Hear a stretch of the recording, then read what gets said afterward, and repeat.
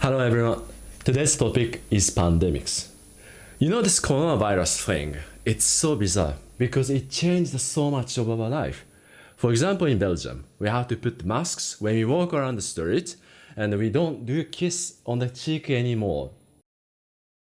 It's a huge difference from the time before the coronavirus. In the Middle Age, people are suffering from plague, the famous Black Death that occurred in the 14th century that caused so much devastation. It changed the people's living. Not only the way of living, but also the philosophical aspect. This has been recorded by the fine art. What is so interesting to see from these old masters' work are the incredible human resilience in the face of the great adversities. The outbreak of the Black Death swept the world in the late 1340s. This was the most destructive natural disaster in the human history.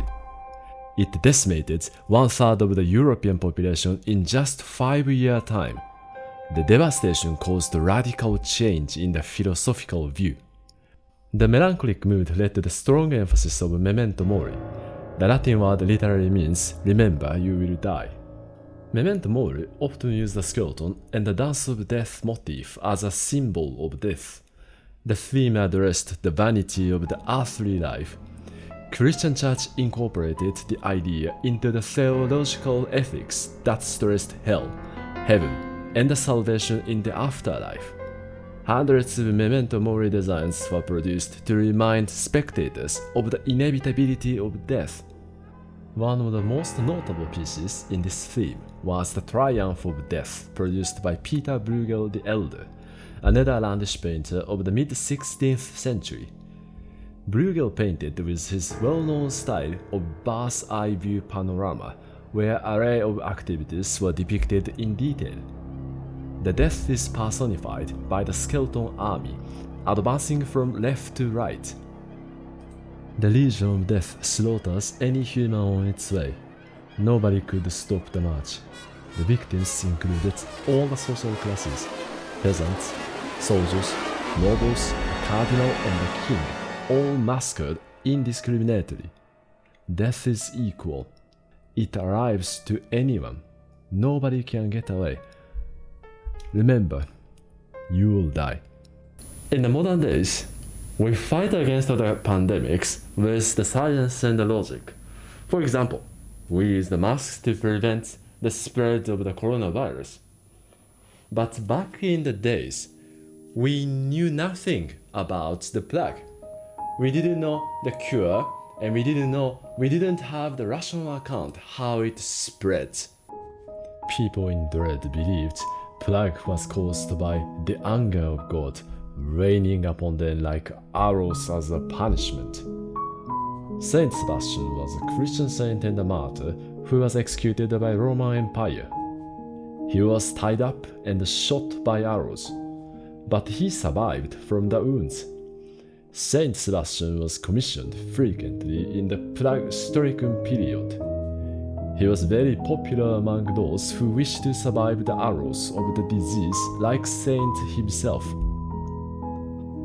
The Italian Renaissance master Andrea Mantegna made 3 paintings of Saint Sebastian, one of which was produced for the Basilica in Verona. Mantegna's passion for the classical antiquity appeared in the meticulous depiction of the background. Amid the surge of oil painting, Mantegna preferably refines the technique of tempera. The matte texture obtained from tempera emphasized Mantegna's style of depicting the human model like a sculpture. This was a time that the aesthetical perfection was thought to be a divine representation. Bubonic plague is caused by a bacteria that is carried by a rat flea. The disease can be transmitted to human by the bites of one infected flea.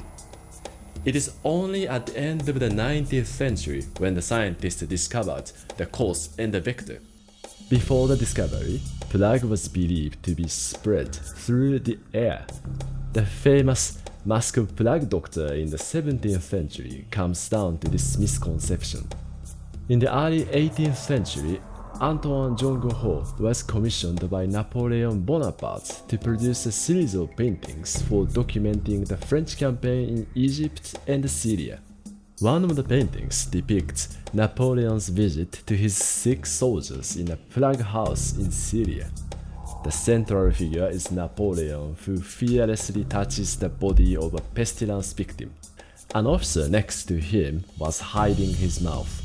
It indicates that plague was still believed to spread through the air.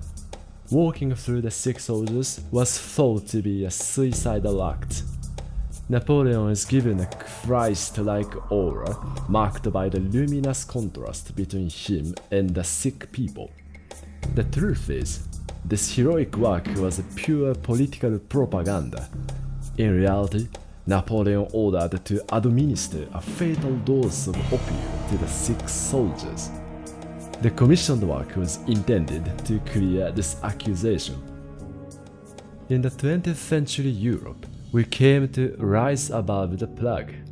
Yet the threat of epidemics did not disappear. The Spanish flu in 1918 killed almost 50 million people worldwide.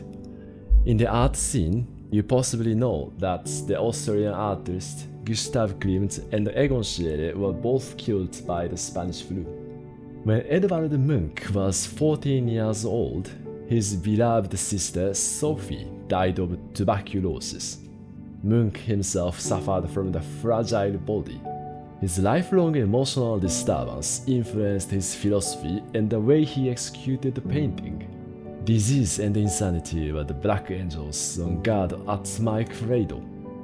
In my childhood, I felt always threatening punishment in hell hanging over my head. It was a physical and psychological agony when Munch got Spanish flu. The despair was well shown in the self-portrait produced in the sick bed. Munch was in a gown and a blanket, sitting in a chair before the unmade bed. His hair was thin and he was frail. The color was rather simple. Munch was known for his expressiveness, but it is not seen in this composition. The unnatural color combination in the wavy lines were discomforting. They represent the tormenting sense of loneliness and uncertainty. Only his stern eyes show the unperishing will to live. Finally, Munch survived the influenza. Thank you very much everyone for watching the video. I hope you enjoyed it. What do you think about the current coronavirus? Do you think it affects the world of the art? If so, please write down in the comment section. And I hope to see you soon. Thank you very much.